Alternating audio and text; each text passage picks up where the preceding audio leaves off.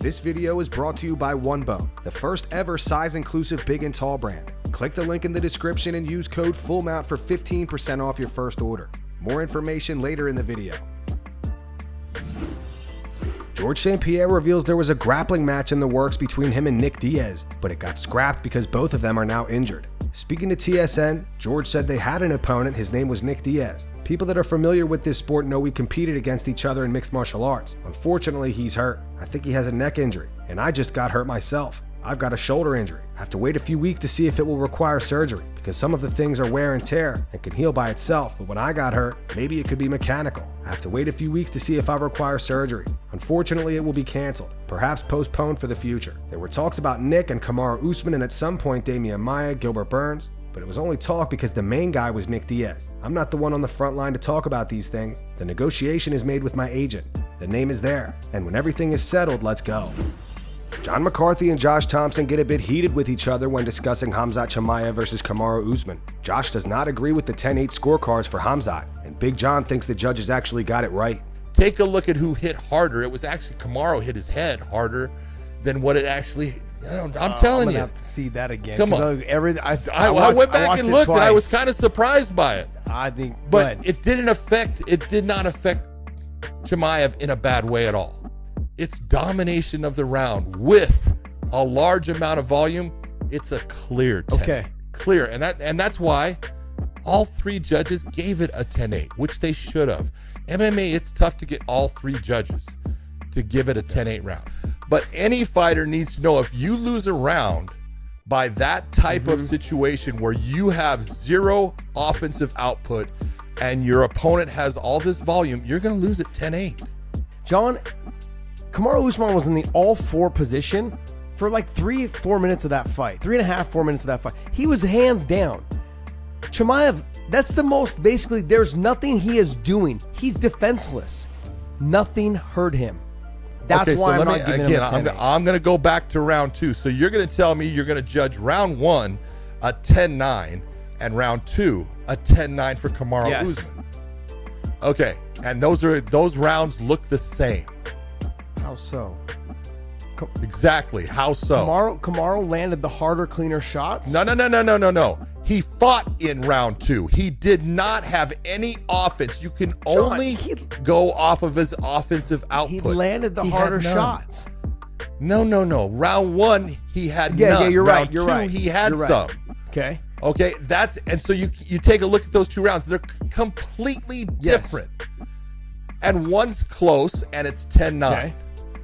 One wasn't even close. I agree with you. That's why it's a 10-8. That doesn't work that way.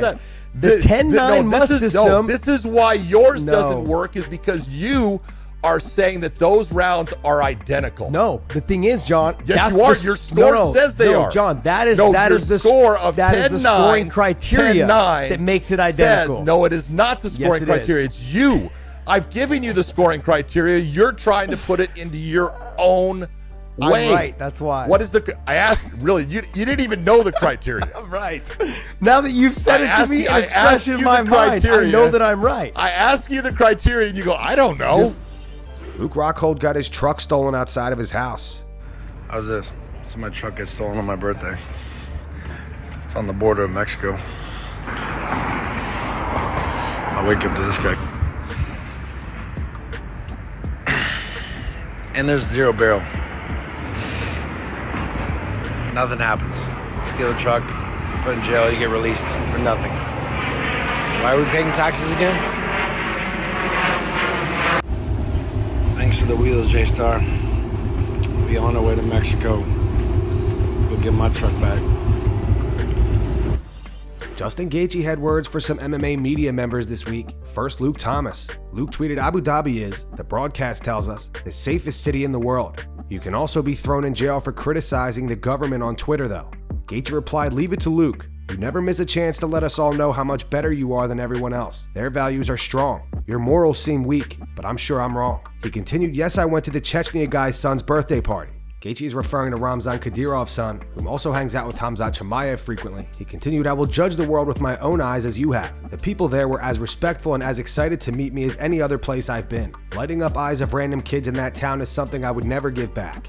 An MMA photographer, Amy, reposted the conversation. In quote, she wrote, "The Chechnya guy." Gaethje replied, "The liberal cesspool of MMA media. You are the queen/king." Amy replied, "LOL Justin, you gave me way too much power, but I'll take it.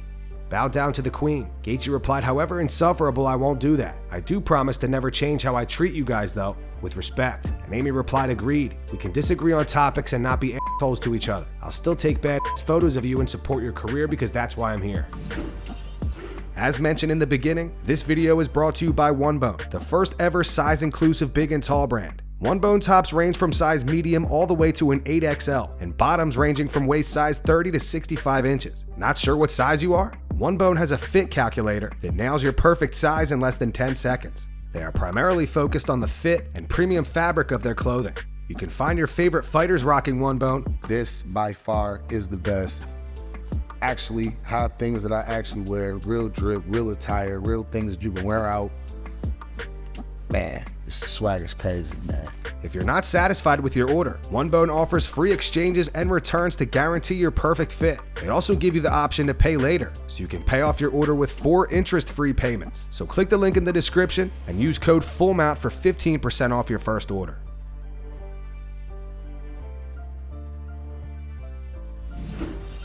Dan Henderson made an appearance on the Joe Rogan Experience today and gave his input on Sean Strickland. He reveals that Sean actually used to train at his gym, and although he liked Sean, they had to kick him out for talking too much trash to teammates. Hendo said he was at my gym for like 3 years. Kinda had to let him go. He just kinda gets too involved talking about people. I liked him in the gym. I liked him there. He was a great training partner. You need at least one guy in your gym that does that and goes hard and makes everybody else go hard when they're going against him. I liked it. He was just too disrespectful to his teammates and stuff. I always rooted for him when he left. I thought he had a ton of potential. I was yelling at him to go up a weight class because he was always trying to make 170. I'm like, dude, you need to go to 185. And that's going to wrap it up for the news. Thanks for watching. For daily MMA news and content, subscribe to Full Mount MMA and click the bell icon to be notified when we post videos. Here are the 3 top comments from last video. The first one's from Wrencher. It says Volk showing more class after his loss than his fans. The second one's from Grandmaster Sub. It says, and McGregor, yet, hasn't addressed his cheating allegations against Dustin and Khabib in the cage. And the final one says, Khabib really destroyed Conor physically and mentally. Those were the 3 top comments from last video. If you want to be featured in the next one, all you have to do is comment down below. And if you missed yesterday's news, click the video on screen right now to get caught up.